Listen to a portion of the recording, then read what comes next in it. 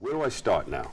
Start with the phone calls because Yeah. they want to feel needed. They want to feel Yes. like they're part of the whole situation. Very important to call your mother-in-law, especially if you're a daughter-in-law. You want to make sure that you call her when your husband's not in the house. You want to establish a relationship with her that's separate and apart from the one that you have with your husband, so Yeah. that you sort of bond with her on a girlfriend level. But how does this happen in the first place? That's a big stigma. Mother-in-laws don't get along with. It is. You have Why to does be that happen? willing. Well, I think that there's a built-in competition. We're both loving the same man. Oh. And it's just a natural thing that happens. It's a very special type of relationship between the daughter-in-law and the mother-in-law.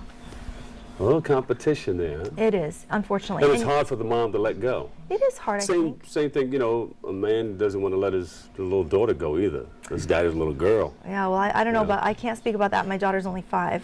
Yeah. And my husband, well, he keeps saying he's already getting the gun collection ready, you know. Well, I tried that one.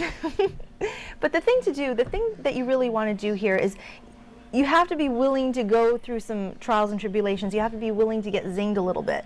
Yeah. But then once you start to figure out what the things are that are bothering her, then you can kind of take mental note of those and then sort of tailor them so that you can be prepared the next time. This is all about sort of tempering your reaction, because you don't want to have the same old reactions to things. And you can really, really change yourself by changing the reaction that you have. What about the really, really difficult mother-in-laws? You know, that there's nothing you can do or say to help the situation. With every single person, I believe that with a little time and patience, everybody can turn their relationship around with their mother-in-law. It just takes a little bit of training. It takes a little bit of patience.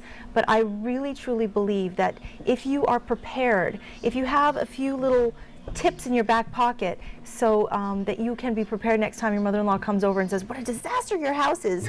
You can really have something like, for example, I tell her that I'm going to sign up for a designer's challenge or what's with that house or something like that. So she gets really proud that I'm actually thinking about the house and, you know, making sure that I'm, you know, keeping that in mind. And now the mother-in-law has to change also. So the tips in here will help the mother-in-law change, right? Well, it's not about changing the mother-in-law. As a matter of fact, one of the things I tell people is that you can't expect your mother-in-law to change. What you want to do is you want to start to appreciate her for who she truly is.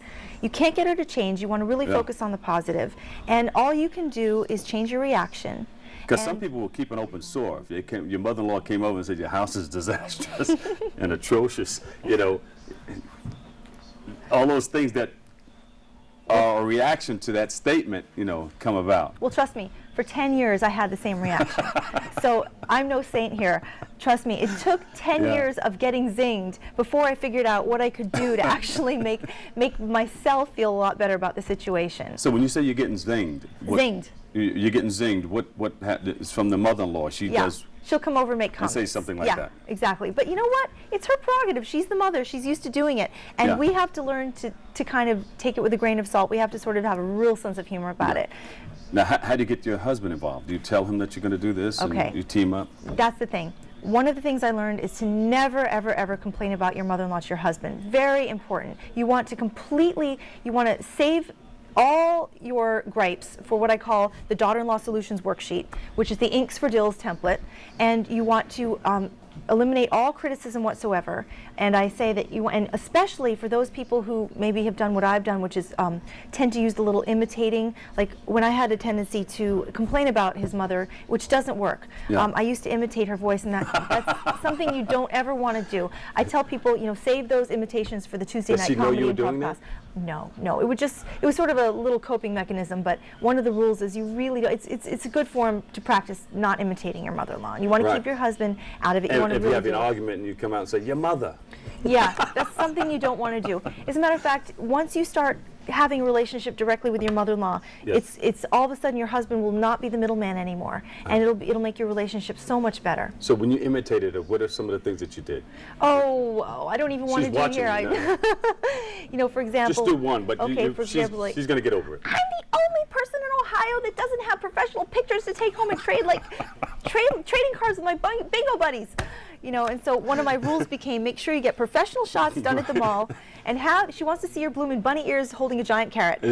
So even though I was sending her tons and tons of photographs over email, and I spent lots of hours with the video camera, what I didn't realize was that what she really wanted was, you know, professional shots done at the mall, so, and then wallet sizes so that she could trade them with her friends. Yeah. So that was something that was a misunderstanding, and once I figured out that's what she wanted, I made sure to go out of my way to do it, and now she's happy. Do you recommend people take classes like theories and personality and psychology? No, no. All they need is the daughter-in-law rules. Daughter-in-law rules. There you go. And it's all right here. It's all right there. The daughter-in-law rules right here. And Bob, I want to tell you that I'm doing a special Mother's Day promotion. I'm very excited about it. Today and tomorrow only. If you go to thedilrules.com, dilrules.com /special offer, you will get 101 free bonus gifts. Whoa! Because the subtitle of the book is 101 Surefire Ways to Manage and Make Friends with Your Mother-in-Law. I've spent the last 7 months doing this, putting together a special offer for all people that buy one copy of my book today or tomorrow. It's a special Amazon.com promotion, and there's wonderful, wonderful gifts from relationship experts and success coaches from all around the world. Well, can you sign this one for Maritza? I would be honored to. There you go. Absolutely. Well, thank you so much for joining us. Thank you, Bob. Thanks for having me. All right, give everybody your name and everything, and where we can get the book.